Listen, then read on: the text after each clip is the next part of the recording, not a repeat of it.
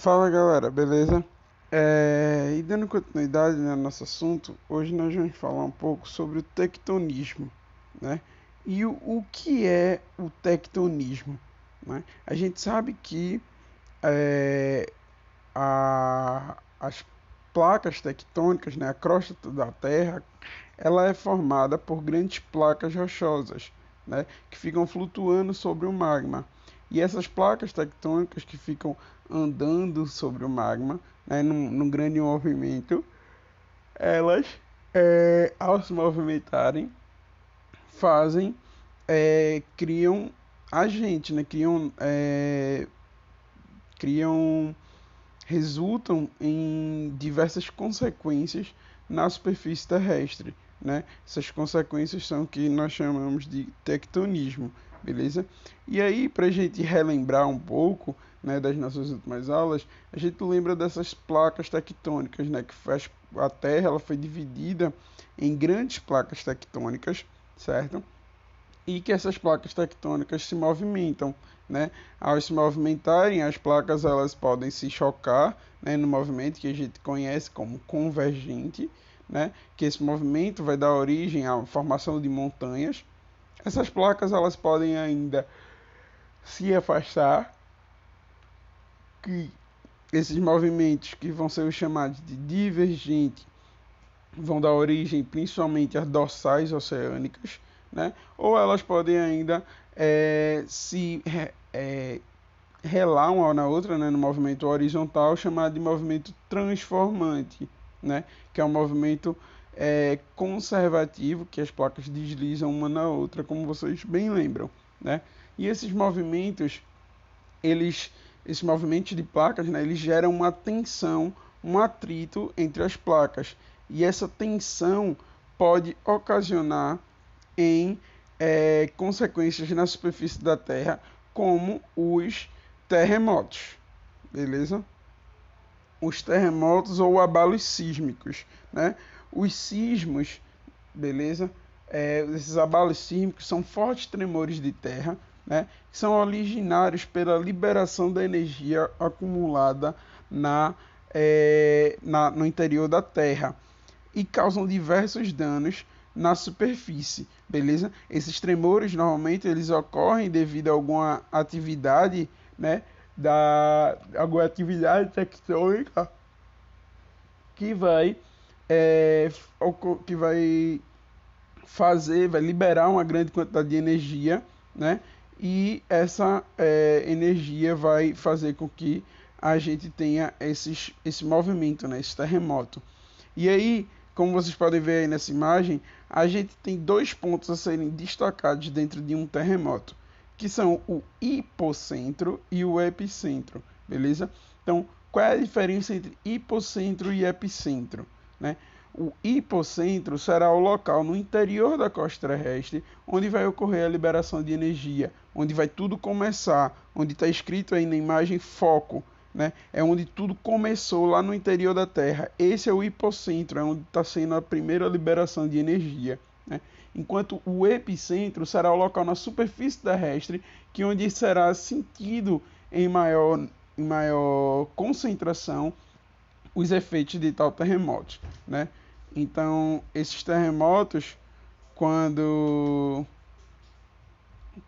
esses sismos eles chegam, eles ocorrem na superfície terrestre, né? Eles se movimentam, esses abalos sísmicos ocorrem na superfície terrestre, eles se movimentam na forma de um terremoto, que são tremores que vai deslocar o solo e tudo que tiver acima dele, como vocês podem ver aí nessa imagem ao lado, né? Ocorrem realmente desastres gigantes, tá?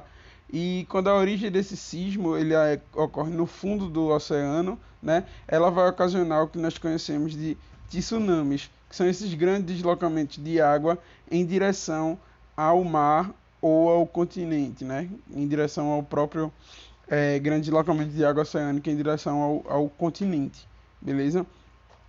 E aí, como vocês bem lembram, lá em Ciências a gente viu que a intensidade sísmica, né, de um terremoto, ela é medida a partir de duas escalas, né? A escala de Richter, que vai medir a magnitude de tal terremoto, e a escala de Mercalli, que vai dividir os terremotos, vai classificar os terremotos de acordo com os danos produzidos por esses terremotos no meio ambiente, beleza?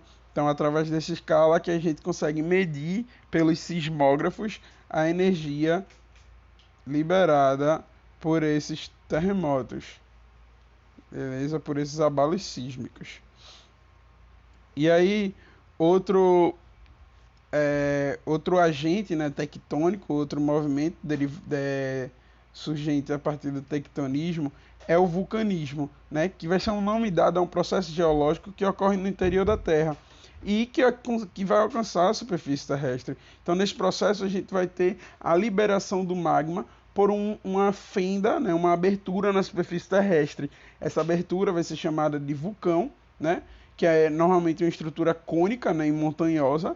E a gente também tem que lembrar que quando o magma ele é expelido do interior da Terra, ele recebe outro nome, né? Vocês bem lembram que é o nome de lava, beleza?